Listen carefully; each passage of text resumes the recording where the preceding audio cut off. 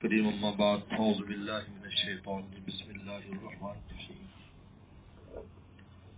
فإذا قضيتم مناسككم فاذكروا الله كذكركم آباءكم أو أشد ذكرا صدق اللہ مولانا العظیم۔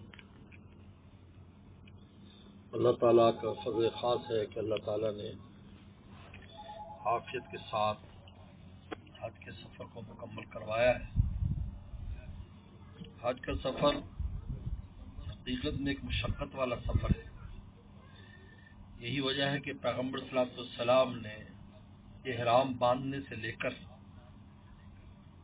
ہر عمل سے پہلے جو دعا تلقین فرمائی اس میں آسانی کی دعا مانگی۔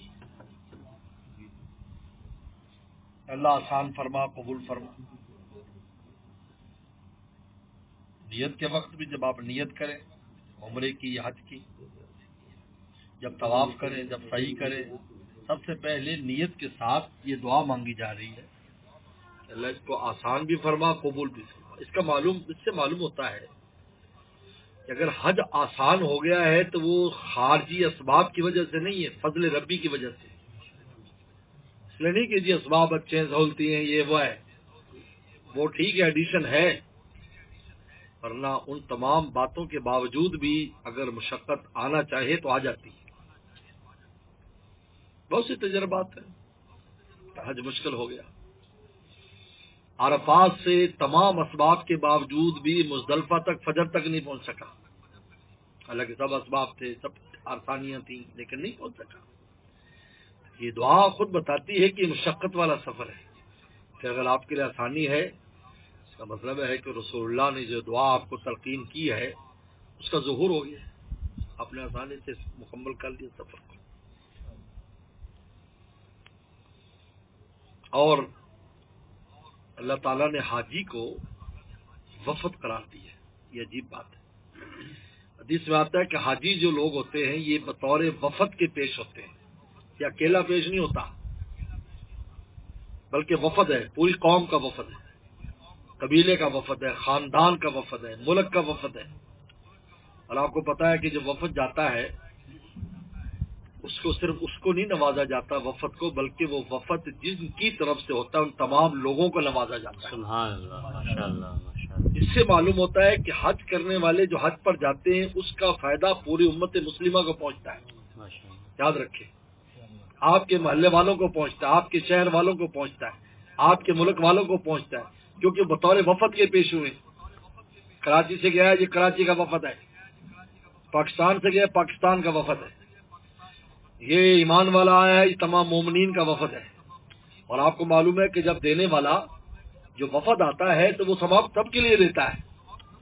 یہی وہ راز ہے جس راز کو آج آپ سمجھیں کہ یہ جو عید الاضحیٰ کی نماز ہے یہ کس شے کا شکرانہ ہے، سوچنے کی بات ہے۔ رکھ دے، کوئی چھوڑ دے، بس رمضان جو عید الفطر ہے یہ شکرانہ ہے رمضان کا، کہ آپ کو اللہ نے رمضان کی توفیق دی، لہذا 2 رکعت بطور شکرانہ کے عید الفطر واجب کر دی۔ عید الاضحیٰ کس کا ہے؟ آپ نے تو اس سے پہلے کوئی ایسی خاص عبادت نہیں کی، یہ عجیب ہے۔ اس بات کا شکرانہ ہے کہ اللہ تعالیٰ نے آپ میں سے، ایمان والوں میں سے کچھ لوگوں کو اپنے دربار میں بلایا ہے آپ کے لیے۔ واہ واہ، سبحان اللہ، آپ شکرانہ ادا کرو۔ ماشاءاللہ۔ جیسے کسی کے باپ کو طلب کیا جائے، کس خاندان کے، بھائی اپنے ابا کو بھیج دو، بھائی ہم تمہارے سب کے لیے، پورے فیملی کے لیے ہم یہ کرنے والے ہیں، تو پچھلے شکرانہ کریں گے یا نہیں؟ بولو۔ اتنا کہیں کہ اکیلا ابا ہی تو گیا ہے، ہمیں کیا ملنے والا ہے؟ بھائی سب کے لیے گیا ہے۔ اس لیے رسول نے فرمایا کہ یہ حاجی وفد ہوتا ہے، یعنی ان کا جانا معمولی نہیں ہے، ان کی خیر و برکات، فضل، ان کی دعائیں وہ سب کو ملتی ہے، اس کے اثرات سب پر مرتب ہوتے، پوری امت پر مرتب ہوتے، علاقے پر مرتب ہوتے۔ اسی وجہ سے استقبال سنت ہے۔ حاجی کا استقبال کیوں سنت؟ اس لیے سنت ہے کہ بھائی وہ آپ ہی کے لیے گیا ہے اور کام آپ کا کر کے آ رہا ہے، جاؤ کر۔ حالانکہ نمازی کا استقبال سنت نہیں ہے، روزے دار کا نہیں، زکوٰۃ والے کا نہیں۔ کتنی بڑی زکوٰۃ کسی مدرسے میں دے دے، محلے والے جا کر اس کو سلام نہیں کریں گے، السلام علیکم، ماشاءاللہ آپ بہت زکوٰۃ دے کر آئے ہو۔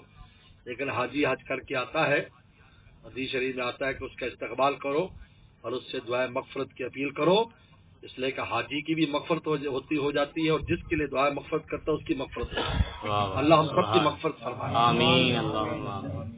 کیونکہ معراج جو ہے آخرت میں انسان کی جو معراج ہے وہ مغفرت ہے، کیونکہ مغفرت کے بعد ہی سارے فضائل ہیں اور ساری نعمتیں ہیں، اگر یہ نہیں تو بس یہی بات ختم ہو جائے گی۔ اس لیے قرآن نے کہا من زحزح عن النار ادخل الجنہ، جس کو دوزخ سے بچا لیا گیا اور جنت میں داخل کیا گیا۔ پہلے دوزخ سے بچنے کا بیان ہے، یا اس سے بچو، جب اس سے تم بچ گئے تمہاری مغفرت ہوگی تو ادخل الجنہ ہی رہے، نہیں جنت میں، کیونکہ پھر تیسری جگہ تو کوئی نہیں، فریق فی الجنہ فریق فی السعیر۔ تو میرے دوستو، یہ عجیب نعمت ہے کہ اللہ تعالیٰ ہم میں سے کچھ لوگوں کو لے جائیں، یہ نہ سمجھے بھی فلاں گیا میں نہیں گیا، نہیں، سب کو حصہ ملے گا، کیونکہ سب سے پہلے گھر والے، قوم قبیلے والے، خاندان والے، دوست احباب، یعنی جس درجے کا بھی جس سے تعلق ہے، اور پھر جس ایریے میں رہتا ہے، جس علاقے میں رہتا ہے، جس ملک میں رہتا ہے، ان تمام کو اس کی برکات اور برکت کا جو سب سے بڑا نتیجہ پتہ کیا ہے کہ فتنے اور شر کم ہوتا ہے۔ اللہ اکبر، یاد رکھو، ماشاءاللہ۔ آپ مجھے بتائیں کہ آپ گاڑی میں بیٹھے اور گاڑی میں بیٹھ کر کہیں جائیں، لیکن آپ سڑک اتنی اچھی نہیں ہے کہ آپ زیادہ رفتار سے 60-70 پر آپ چلا رہے ہیں، اور آپ کو ہو بھی رہا ہے کہ گاڑی میری ایسی جو 150 چلنے والی، لیکن میں 70 پر سڑک کی مجبوری سے چل رہا ہوں، لیکن منزل پر آپ پہنچ جاتے ہیں کچھ لیٹ سویر ہو کر، لیکن آپ کا رستے میں ایکسیڈنٹ نہیں ہوتا، تو آپ مجھے بتائیں کہ یہ سفر آپ کا عافیت والا ہے یا نہیں؟ بے شک الحمدللہ۔ اگر میرے اور آپ کی رزق روٹی میں اتنا اضافہ تو نہیں ہوا، لیکن کچھ شر نہیں ہے، کوئی ایسی بیماری نہیں، کوئی ایسی پھٹیک نہیں، کوئی ایسی مشکل نہیں، کوئی ایسی تشویش نہیں کہ آپ کا لقمہ منہ میں تو جا رہا ہے، شیخ فرماتے تھے کہ منہ میں کباب ہے اور دل پر عذاب ہے، وہ نہیں ہے، تو دال روٹی بھی آپ سمجھیں آپ کے لیے قورمہ اور بریانی ہے۔ بے شک ماشاءاللہ، سب سے پہلا یہ برکت کا پہلا نتیجہ ہوتا ہے کہ شر کا دفیہ کر دیا جاتا ہے، ماشاءاللہ۔ شر دبا دے، شر ختم ہو جاتا ہے، اس کے بعد پھر خیر کھل جاتی ہے، کہ جو خیر آپ کے پاس ہے اس کو تھوڑی نہ سمجھے۔ دیکھیں دل کے سکون کے ساتھ کوئی چیز ہو تو تھوڑی بھی بہت ہے، اگر یہ نہیں ہے تو کچھ بھی نہیں ہے۔ رنگ رلیوں پہ زمانے کی نہ جانا ہے اے دل، یہ خزاں ہے جو انداز بہار آئی۔ آدمی کو لگتا ہے کہ جی یہ وہ، لیکن اس کے ساتھ فطرے بھی آ جائیں، شر بھی آ جائے، مصیبتیں بھی آ جائیں، تو بتاؤ وہ راحتیں کس کام کی ہیں؟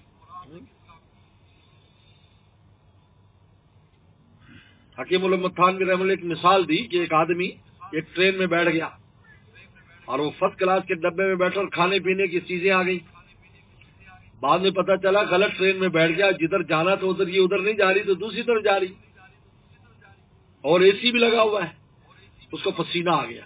لوگ کہہ رہے کھائیں جی، آپ دیکھو بڑا اعلیٰ وی آئی پی ڈبہ ہے، اس کے اندر سروس بھی ہے، سب ہے، آپ کھائیں، اس کو کھانے کو دل نہیں جا رہا ہے، کیوں؟ اس لیے کہ اس کی منزل جا رہی ہے۔ جی۔ اور ایک آدمی تھرڈ کلاس کے ڈبے میں بیٹھا ہے اور اس میں بیٹھ سے مٹی آ رہی، دھوپ آ رہی ہے، اور جو گرد و غبار ہے اٹھا ٹک ٹک ٹک ٹک ٹک کی آواز بھی آ رہی ہے، تو وہ اس کو کبھی تنگی تکلیف کہتے ہیں کوئی بات نہیں یار، 2-4 گھنٹے کے بعد ہم پہنچ جائیں گے تو پھر گھر میں نہا دھو کے آیا جائیں، شہزادے بن جائیں گے۔ اس کے دل میں سکون ہے، دل جسم کو تکلیف ہو رہی، دل کو نہیں ہو رہی، اور اس کے جسم کو راحت پہنچے لیکن دل کو تکلیف ہے، بے چین ہے، پسینہ آیا ہوا ہے۔ اس نے فرمایا کہ وفد اللہ، یہ وفد بن کر آتے ہیں۔ اور 2 اہم سبق حج دیتا ہے۔ پہلا سبق توحید کا سبق دیتا ہے کہ ذات الہی سے دل چپکا لو، بس اب کسی کا کوئی سہارا نہ ڈھونڈنا سوائے اللہ کی ذات میں۔ اس لیے تلبیہ ایسا دیا، اور حدیث شریف میں آتا ہے کہ سب سے صحابہ نے پوچھا سب سے اچھا اور افضل حج کون سا ہے، اور میں الحج والسجو، اور میں جس میں کثرت سے تلبیہ پڑھا جائے اور جس میں قربانی کی جائے۔ اس لیے حج مفرد جو ہے، جو انسان اکیلا حج کرے اس پر قربانی واجب نہیں، لیکن وہاں بھی تلقین کی جاتی ہے اس حدیث کی وجہ سے کہ قربانی کر لو تاکہ فضیلت حاصل ہو جائے. الحج بس حج، یہ تمہیں فضیلت حاصل ہو جائے پھر بھی قربانی کر لو. اس کے لیے بھی افضل یہ لکھا ہے کہ اب مفرد جو اکیلا حج کرنے والا وہ بھی قربانی کرے، کیونکہ تلبیہ تو پڑھ لیا، اب قربانی کر لے، اعلیٰ ترین حج ہو گیا. اب بتاؤ دونوں تلبیہ اور قربانی کا تعلق اللہ کی ذات کے ساتھ ہے.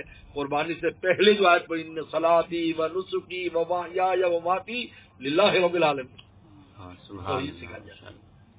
حج توحید سکھاتا ہے کہ ذات الہی پر ہی پورا پورا اعتماد زندگی بھر رکھنا. اب تم یہاں سے ہو کے جا رہے ہو، اب مولا کی نہیں بلانا، تم آج آ کے ہمیں نہیں بولنا. دیکھا فضا قضی تم مناسککم فاذکروا اللہ، جب حج پورا کر لو اب اللہ کو یاد رکھنا. فضکر، اب اللہ کو یاد رکھنا جیسے تم اپنے ماں باپ کو یاد رکھتے ہو. کسی اللہ وال سے کسی نے پوچھا، کسی بزرگ سے، اللہ کے ولی سے، کہ یہ اللہ کو کتنا یاد رکھے؟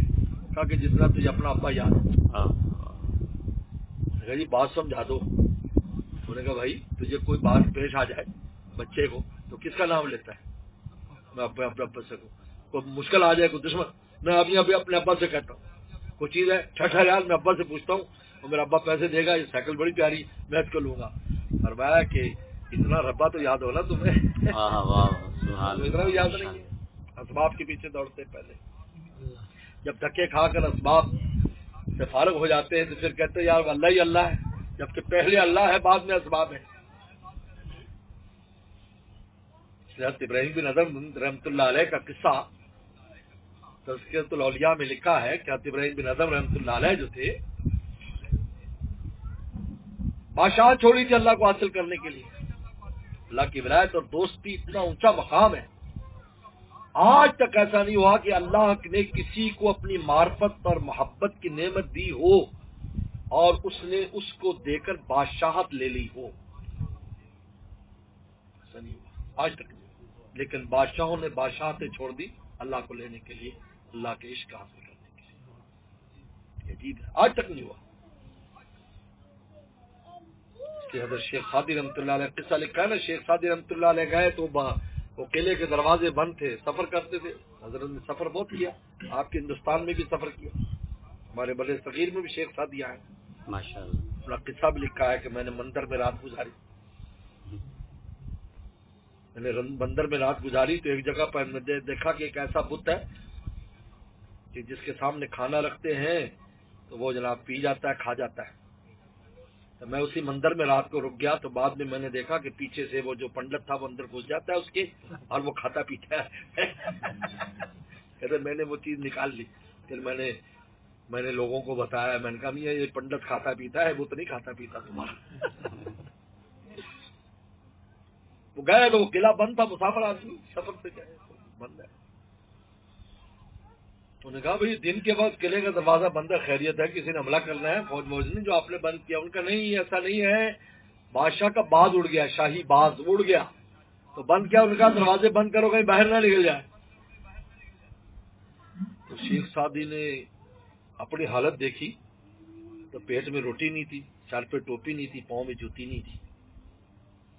کہا اللہ تیری معرفت والوں کی حالت تو یہ ہے اور ایسے بے وقوفوں کو بادشاہت دے دی جس کو یہ پتہ نہیں ہے کہ باز جو ہے وہ کتنا اونچا اڑتا ہے، وہ تیرے دروازے بند کرنے سے تھوڑی قابو آئے گا. ناز میں بات کی، ناز یاد رکھو، ناز اللہ پر وہ کر سکتا ہے جس کے پاس حسن ہو، یعنی کچھ قربانی دی ہو مالا کے. آج میں اور آپ ناز کرتے ہیں، بڑی دعائیں کیے جی، پوری نہیں حضرت صاحب وظیفے بھی کیے جی، اپنی زندگی دیکھو پھر بھی تمہیں روٹی مل رہی ہے یا ہوا مل رہی ہے. پہلے اس کی قیمت نہیں تھی، آکسیجن کی. کرونا کے بعد اس کی بھی قیمت سمجھ آنے لگ گئی. کتنے سلنڈر کے سلنڈر سونگ جاتے ہیں صبح شام تک. اللہ معاف فرمائے. ناز میں بات کی، لیکن اللہ تعالیٰ اپنے پیاروں کو ناز پر بھی کبھی ڈانٹ دیتے ہیں. آواز ایسا بھی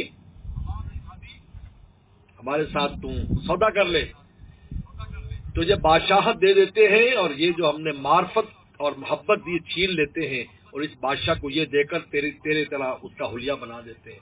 چیخ مار کر بے ہوش ہو گئے. اللہ یہ کبھی نہیں ہو سکتا. کیونکہ اس لذت کے سامنے دنیا کی کوئی لذت نہیں، یاد رکھو۔ اس لیے کہ جتنی لذتیں دنیا میں، 3 قسم کی لذتیں ہیں، کھانے پینے کی لذتیں، یہ نالی کے کیڑے کو بھی حاصل ہے ہمارے ساتھ، وہ بھی جو کھاتا ہے مزے لیتا ہے، جانوروں کو حاصل ہے، کیسے ہری ہری گھاس، کیسے جانور چل رہے تھے، پتہ چلتا ہے کہ ان کے لیے یہ قورمہ بریانی ہے، شیر کیسے کچا گوشت کھا رہا تو پتہ چلتا ہے قورمہ بریانی ہے، مذکر مؤنث کی لذت ان جانوروں کو بھی حاصل ہے، ہماری کیا خصوصیت ہے؟ اچھا بادشاہت کی، تو یہ تو بادشاہ بغیر الیکشن کے، جنگل کا بادشاہ شیر بغیر الیکشن کے، واہ چونٹیوں کی بھی ملکہ ہے، قرآن نے قالت نملۃ، مکھیوں کی، شہد کی مکھیوں کی ملکہ ہے، ہر ایک کے اندر سرداری ہوتی ہے، جانوروں کے اندر بھی، اس میں ہماری کیا خصوصیت ہے؟ اگر ہمیں کوئی سیٹ مل جائے ہم بادشاہ بن جائے، جانور بھی بادشاہ ہے، الیکشن بھی نہیں کرانا پڑتا۔ میرے مرشد نے کہا کہ بندروں نے کہا کہ بھائی جمہوریت آنی چاہیے، ہماری اکثریت ہے، شیر کی کیوں بادشاہت ہے؟ یہ تو تھوڑے ہم زیادہ ہیں، الیکشن ہونا چاہیے۔ تو شیر نے ایک دھاڑ ماری تو ان کا پیشاب ختم ہو گیا، ان نے کہا آ جاؤ الیکشن کرنا بھی، کہاں گئے بھائی تم سارے کینڈیڈیٹ، کہاں بھاگ گئے؟ ستارے بھی رات کو نکلتے کہتے ہی ہم زیادہ ہیں، سورج کے اوپر ہماری حکومت ہونی چاہیے۔ صبح کو جب سورج نکلتا ہے ماہر نمایاں ہو چھپ گئے تارے، وہ بھری بزم میں مجھے تنہا نظر آئے۔ تو اس میں کون سی ہماری خصوصیت ہے؟ بس ایک چیز ہے کہ یہ جو دل کا معاملہ ہے، جو اللہ رسول کا عشق حاصل کرتا ہے، یہ دل، اس میں اس کے ساتھ اس کائنات میں انسان سے کوئی شامل نہیں ہے، یہ لذت اللہ نے اس کو دی ہے، اللہ کے قرب کی لذت، پیغمبر اسلام جس کی لذت یہ انسان کو دی ہے، اس میں کوئی، اس کا نہ صحیح ہے کوئی شامل نہیں ہے، اس میں اس کی خاطر کیا کچھ کرتا ہے اللہ کو اور رسول کو راضی کرنے کے لیے۔ تو میں عرض کر رہا تھا کہ ابراہیم بن ادم بادشاہ چھوڑ کر جنگل میں گئے، پانی کی ضرورت ہوئی تو کنویں پر گئے، تو کنویں پر جا کر دیکھا کہ ڈول نہیں ہے، پانی نیچے ہے، تو ڈول تلاش کیا، بھی کوئی ڈول وول ہوگا، یہاں لوگ پیتے پانی، کوئی ڈول ہوگا، کوئی برتن ہوگا، لیکن کوئی چیز نہ ملی، تو وہاں ایک طرف بیٹھ گئے۔ اتنی دیر میں تاریخ میں لکھا ہے کہ ہرن آئے اور ہرنوں نے آ کر جب پانی دیکھا اور سب نے ایسے اوپر منہ کیا تو پانی اوپر آ گیا، پانی پیا اور چلے گئے، تو دوڑے تو پانی پھر نیچے چلا گیا۔ تو انہوں نے بھی رات کو ناز میں بات کی، اللہ میں نے تیرے لیے بادشاہ چھوڑی اور میرے لیے تو ایک گلاس بھی نہیں آیا، اور ان جانوروں کے لیے پورا کنواں اوپر آ گیا۔ تو آواز آئی کہ تو نے آتے ہی رسی اور ڈول تلاش کی تھی، ہمیں تو نہیں تلاش کیا تھا، ہمیں پہلے تلاش کیا ہوتا تو دیکھتے کیسے تمہاری بات پوری نہیں کرتے ہم۔ حج توحید سکھاتا ہے کہ اللہ کے علاوہ کوئی آپ کا کام بنانے والا نہیں ہے، بس یہ دل کے نہا خانے میں اس بات کو بٹھا لو کہ اسباب اختیار کرو سنت سمجھ کر، دوائی بھی لو، دکانداری بھی کرو، سب کچھ کرو، لیکن اس لیے نہیں کہ یہ آپ کو دے گی، نہیں، دینے والی ذات اللہ کی۔ اس لیے ان ہمارے جتنے بھی کاروبار ہیں، کھیتی باڑی ہو، نوکری، یہ پلیٹ کی طرح ہے جو ہم دربار الہی میں پیش کرتے ہیں، ڈالنے والی ذات اس میں اللہ کی ہوتی ہے، پلیٹ کا شکریہ ادا نہیں کیا جاتا، ڈالنے والے کا کیا جاتا۔ اور دوسری چیز حج کیا سکھاتا ہے؟ اللہ رسول کا عشق سکھاتا ہے، اللہ کے عاشق ہو جاؤ اور رسول اللہ کے عاشق ہو جاؤ۔ آپ نے فرمایا کہ جو مدینہ شریف حج کرے اور مدینے میں حاضری نہ دے اس نے میرے ساتھ بے وفائی کی، اور فرمایا کہ من زارنی بعد وفاتی کانما زارنی فی حیاتی، تو میری دنیا سے جانے کے بعد میری مرقد پر، میرے روزے پر حاضر ہوگا، گویا کہ اس زندگی میں اس نے میری زیارت کی، گویا کہ۔ اس لیے میں نے حاجیوں سے کہا کہ ہمیں ایک چیز سے شیطان اور نفس غافل کر دیتا ہے کہ وہاں کبھی ہمیں وہاں جاتے ہیں، آج کل بہت تھوڑی دیر کی حاضری ہوتی، ایک لمحے کی حاضری، اور اس کے بعد ہمیں وہ شرطا کہتا بھی چلے جائے، پیچھے اور لوگوں نے آنا ہے۔ میں نے کہا ہم اس کو معمولی سمجھتے ہیں تھوڑی دیر کی حاضری کو، ایک نگاہ پڑتی تھی صحابی ہو جاتا تھا۔ کہاں لکھا طول صحبت؟ ایک لمحے کے لیے رسول اللہ کو دیکھا. حجۃ الوداع میں یہ جو 1,24,000 صحابہ کی تعداد ہے، ان کی بڑی تعداد صحابہ کی بنی حجۃ الوداع میں کہ پورے عالم سے حاجی جب وہاں پہنچے اور رسول اللہ کو عرفات کے میدان میں دیکھا، صحابی ہو گئے. سبحان اللہ، ماشاء اللہ. سارے مدینہ شریف تو نہیں آئے، یہیں سے مدینہ شریف سے تو 10,000 یا کتنے صحابہ کرام گئے تھے، وہی واپس آئے، باقی اپنے ملکوں کو چلے گئے. اور اس کے بعد تقریباً ربیع الاول میں پیغمبر صلی اللہ علیہ وسلم دنیا سے رحلت فرما گئے. وہ سب صحابہ میں شمار ہوتے ہیں. تو رسول اللہ کے روزے پر ذرا دیر کی حاضری، جب آپ سلام کریں اور آگے سے وہ فرمائیں وعلیکم السلام، تو آپ کیا سمجھتے ہیں اس کو؟ آپ کی زبان مبارک میں علیہ سلامتی کی دعا نکل گئی اور ہمیشہ کے لیے سلامتی آپ کے ساتھ ہو گئی. یہ بات الحمدللہ بہت اس میں پرانے جانے والے ان کا حضرت آج آپ نے عجیب بات کھول دی. ان کا ٹھیک ہے، پہلے اور مواقع تھے کہ ہم کافی دیر کھڑے ہو کر کچھ پڑھ لیتے تھے، کچھ ہے، لیکن یہ تھوڑی دیر کے سلام کو معمولی نہ سمجھو. آپ اب یہ دیکھو آپ کھڑے کہاں ہے، کس کے سامنے. باقی رہا کہ آپ جی میں یہ درخواست لے گیا تھی، وہ درخواست لے گیا تھا، وہ درخواست لے گیا تھا، وہ بغیر کہے اگر ساری درخواستیں پوری ہو جائیں، اگر کسی بادشاہ کچھ کو جائے اور وہ بادشاہ کہے کہ بس بھی تیرے سارا کام ہو جائیں گے آپ جاؤ، تو اس کو کھڑا ہونے کی کیا ضرورت ہے؟ پھر گھر میں چھلانگے مارتا جائے گا جی وعدہ ہو گیا اب سب ہو جائے گا، یا ساری جتنی بھی تیری فہرستیں ساری پوری ہو جائیں گی. لیکن نہ قدری نہ کرو، اس حاضری کو معمولی نہ سمجھو.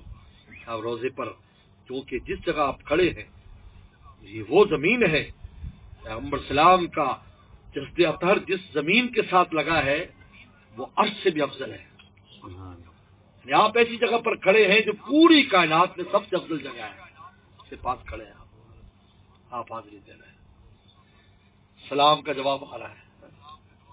حدیث شریف میں آتا ہے کہ جو میرے روزے پر حاضری دیتا ہے سمے تو میں خود سنتا ہوں، اور جو دور سے درود بھیجتا ہے ابلغتہ فرشتے مجھ تک پہنچا دیتے ہیں، یہ فلاں نے بھیجا ہے. یہ اللہ رسول کے عشق کے لیے، اللہ رسول سے عشق پیدا کرو. اور عشق کا تقاضا کیا ہے؟ ہر غیر جل جائے، ختم ہو جائے، ہمارے دل میں غیر نہ ہو، کسی غیر کی اہمیت نہ ہو، ان کے طور طریقے کی اہمیت نہ ہو. عاشق کا کام یہ ہے. عاشق تو اشارے پہ مرتا ہے. صحابہ کرام تو اشارے پر جان دیتے تھے، اشارہ ہوتا تھا جان دیتے تھے. کوئی لمبا چوڑا کام نہیں ہوتا تھا، وہ تو اشارے سمجھتے تھے، بس اسی پر کام ہو جاتا تھا، بات فرما دیتے بس ٹھیک ہے. اور پھر سب کچھ کرنے کے بعد بھی آگل بتاتے نہیں تھے کہ ہم نے یہ کر دیا. جب پیغمبر نے فرمایا کہ مجھے ابن ابل حقیق جو ہے یا ابل عقیق وہ مجھے اس تکلیف پہنچتی ہے کیونکہ وسلم کو برا بھلا کہتا تھا اور اشعار کہتا تھا. صحابی کھڑے محمد مسلم حضرت میں کام کر دیتا ہوں، کام کر دیا، ٹانگ ٹوٹ گئی، پورا واقعہ ہے. جب اوپر سے اترے تو سیڑھی سے گرے، ان کی ٹانگ ٹوٹ گئی. اپنی ٹانگ انہوں نے اپنی پگڑی کے ساتھ ٹانگ باندھی اور لنگڑاتے ہوئے چلتے ہوئے وہ باہر ساتھیوں کے پاس پہنچ گئے. ہم نے کہا کہ تیری ٹانگ ٹوٹ گئی، ہم تجھے لے کر چلتے ہیں، فوراً مدینہ لے کر چلے، کیونکہ اچھا خاصا فاصلہ تھا. انہوں نے کہا نہیں، جب تک اعلان نہیں ہوگا نا اس مردار کے مرنے کا میں نہیں جاؤں گا، مجھے تسلی نہیں ہوگی. ٹانگ ٹوٹنا کتنی تکلیف.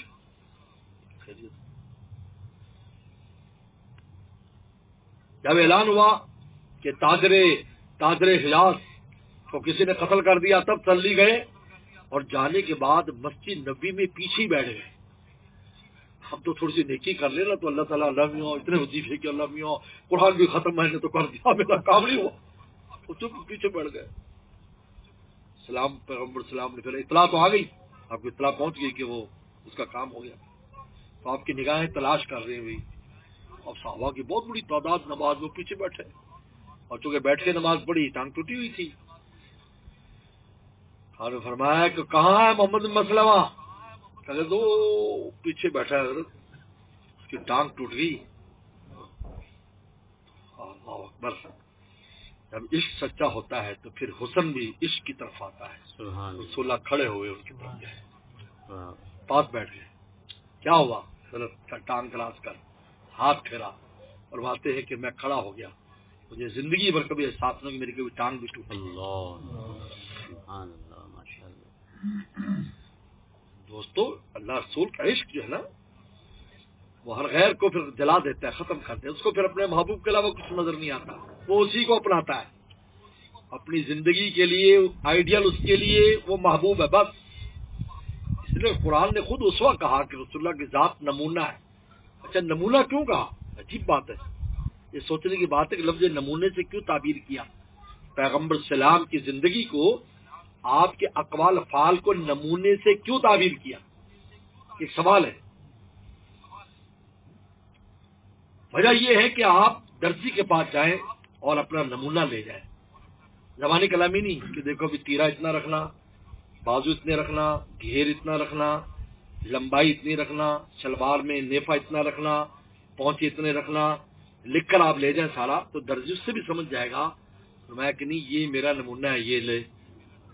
اب بتاؤ اس نمونے کے بعد کوئی غلطی ہو سکتی ہے اس سے؟ اگر وہ غلطی کرے گا مجرم ہوگا، کیونکہ زبانی کلامی میں تو ہو سکتا ہے کہ سمجھ میں نہ آیا ہو. تو رسول اللہ کی ذات کو نمونہ اس لیے قرار دیا کہ ان کی زندگی کو آئیڈیل بناؤ، نہ اس میں کمی کرو نہ زیادتی کرو. اگر ویسے کر کے لاؤ گے ہمارے دربار میں کامیاب. سبحان اللہ، ماشاءاللہ ماشاءاللہ ماشاءاللہ. کیونکہ اگر وہ درزی نمونے کو بڑا کر دے یا چھوٹا کر دے تو فقہ کا مسئلہ ہے کہ درزی اگر کپڑا خراب کر دے تو دو جرم ہے. ایک تو اس کو سزا بھی دی جائے کیونکہ اگلے دن تو عید تھی اور رات کو کپڑا خراب ہو گیا تو صبح کیا پہنے گا بیچارہ؟ لنگی پہن کے جائے گا بنیاد لنگی میں. اور دوسرا اس کپڑے کی قیمت بھی لو، اس سے کپڑے کی قیمت بھی دے، اور آپ کا وقت اس نے ضائع کیا ہے اس کا جرمانہ بھی ادا کرے. رسول ذات کو نمونہ قرار دیا کہ ہمارا پیغمبر جو ہے انہوں نے عملی زندگی گزار کر دکھائی کہ میں نے عبادت کیسے کی، میں جہاد میں کیسے رہا، میں گھر کی زندگی میں نے کیسے بسر کی، میں نے آل اولاد کو کیسے پالا، پوری زندگی میں اپنوں کے ساتھ کیسے رہا، غیروں کے ساتھ، پوری زندگی نمونہ. اس میں کوئی گنجائش نہیں آپ کہیں گے جی میں جو کرتا ہوں وہ مجھے رسول اللہ کے وہاں نہیں ملتا، مجھے وہ بات نہیں ملتی. کوئی دنیا کا آدمی یہ نہیں کہہ سکتا کہ پیغمبر سلام کی اپنے اس کی زندگی میں کوئی ایسی بات ہے جو رسول اللہ نے نہ فرمائی. اس کے لیے کوئی نہیں کہہ سکتا. تاجر لوگ بیٹھے ہیں تجارت کے اصول بیان کر دی، خود تجارت کر کے دکھائے کیسے تجارت ہوتی ہے، 20 بچے پال کے دکھائے گھر میں کس طرح رہنا ہے، بیوی کے ساتھ کیسے سلوک کرنا ہے. ہم عائشہ صدیقہ رضی اللہ فرماتی ہیں لوگوں تمہارا سورج فجر کے بعد طلوع ہوتا ہے اور ہمارا سورج عشاء کے بعد طلوع ہوتا ہے جب رسول اللہ گھر میں آتے ہیں. اور آپ فرمایا کہ ہمیشہ پیغمبر جب گھر آتے تھے تو مسکراتے ہوئے داخل ہوتے تھے. یہ سنت ہے، ہم لوگ نہیں کرتے، دیندار بھی نہیں کرتے، وہ تسبیح میں پھیرتے رہتے، تسبیح پوری نہیں ہوئی ابھی تک، منہ بنا کر ایسے آئے گا ویسے عرض سے اتر کر آ رہا ہے. اور دنیا دار ہے تو ویسے مجھ کو تاؤ دیتا آتا ہے کہ جی بیوی پہ روب رہے گا. یہ کس کا روب کھانے والی بھائی، یہ ہمیں واہم اور وسوسے کے علاوہ کچھ بھی نہیں، کچھ بھی نہیں. اگر کوئی کہے جی یار آپ نے تو یہ کام ایسا کیا جو بیوی کے مزاج کے خلاف ہے تو وہاں پتہ چلے گا نہیں بیوی نے ہی کرایا ہے.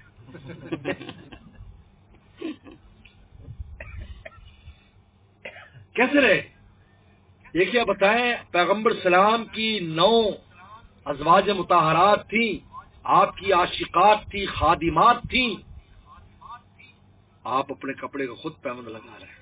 اللہ زوجہ کسی کام میں مشغول ہے کوئی بات نہیں، سوئی لے کر خود. ہم یہاں انتظار کرتے ہیں وہ کچن میں پانی کیوں نہیں دیا مجھے، جب پانی مانگا تھا وہاں بھونی لگ رہی ہے، گوشت جل جائے گا، دودھ تلے میں لگ جائے گا، اس میں جلنے کی بو آ جائے گی، وہ بیچاری وہاں کھڑی، یہ خود پانی پینے کے لیے تیار نہیں، اور پھر کہتے ہیں وسلم کا میں عاشق ہوں. کیسا عاشق ہے بھائی، تو نے نمونہ بنایا. آپ مجھے بتائیں، سوچنے کی بات ہے کہ کیا پیغمبر سلام کی وہ کئی گھر میں میرے پیمنٹ لگ جائے لیکن وہ کسی کام میں مشغول ہے، میں کوئی بدلاؤ بکری کا دودھ میں نکال لیتا ہوں، تو بکری کا دودھ نکال اپنے کپڑوں کو خود دیکھ رہے ہیں، دیکھ بھال کر رہے ہیں. یہ سلم کی یعنی مطلب ہے کہ گھر کا جو معاشرہ ہے وہ کیسے ہم نے رہنا ہے. ہم اس طرح رہنا ہے کہ ایک دوسرے کا معاون بن کر رہنا ہے. عائشہ صدیقہ میں بیمار ہو جاتی ہیں، سر میں درد، رسول صلی اللہ علیہ وسلم آ کر ہمیشہ پوچھتے تھے. یہ نہیں کہتے میرا کام کرو یہ کرو، آتے تھے خود فرماتے رسول اللہ، آتے پوچھا کرتے تھے تیرا کیا حال ہے، فرمایا تیرا کیا حال ہے، تیری کیسی طبیعت ہے. تو میرے دوستو، حج یہ دو اہم سبق دیتا ہے، توحید کا سبق اور عشق کا سبق. اللہ کے عاشق ہو جاؤ تو رسول اللہ کے عاشق ہو جاؤ. اور حدیث میں آتا ہے کہ وجد حلاوت الایمان، اس آدمی کو نے ایمان کی مٹھاس پالی، من کان رسول حب لما سواہما، جس کو اللہ اور رسول سب سے زیادہ محبوب ہو جائیں، اس کے ہم ایمان کی مٹھاس اس کے سینے میں ڈال دیتے ہیں. سبحان اللہ. محسوس کرے گا وہ اپنے دل میں ایمان کی مٹھاس ہے. بلکہ علامہ ابن ابی جمرہ نے تو لکھا ہے کہ زبان تک میں محسوس ہوتی ہے کہ یہ ایمان کی مجھے مٹھاس ہے. سبحان اللہ. زبان چوستا ہے تو اس کو پتہ چلتا ہے کہ مٹھاس ہے. ماشاءاللہ. سائیں توکل شاہ رحمۃ اللہ علیہ فرما کر جب میں اللہ کا نام لے لوں میرا منہ میٹھا ہو جائے. سبحان اللہ. ماشاءاللہ. بے شک بے شک. مولا رومی فرماتے ہیں نام او چوں بر زبان امی روم، جب میری زبان پر اللہ کا نام آتا ہے، از جوئے اصل ہر ہے، از بنیمو اصل جوئے شبد، فرمایا کہ میرے ہر بال سے شہد کے چشمے جاری ہو جاتے ہیں. کتنی مجھ میں مٹھاس آ جاتی ہے. کیسے آئیے وجہ حالت من کان رسول اللہ، اللہ رسول کے عاشق ہو جائے. ایمان کی مٹھاس یہی غایت ہے، یہی اس دنیا میں آنے کے مقاصد میں سے، اسی پر سارا کچھ. اللہ عمل کی توفیق عطا فرمائے. ہمارے سلیم بھائی صاحب نے ماشاءاللہ اعزاز میں حاجیوں کی دعوت رکھی، اور بھی حاجی حضرات آئے موجود ہیں میرے ساتھ، ان کی دعوت کو قبول فرمائے. وآخر دعوانا الحمدللہ.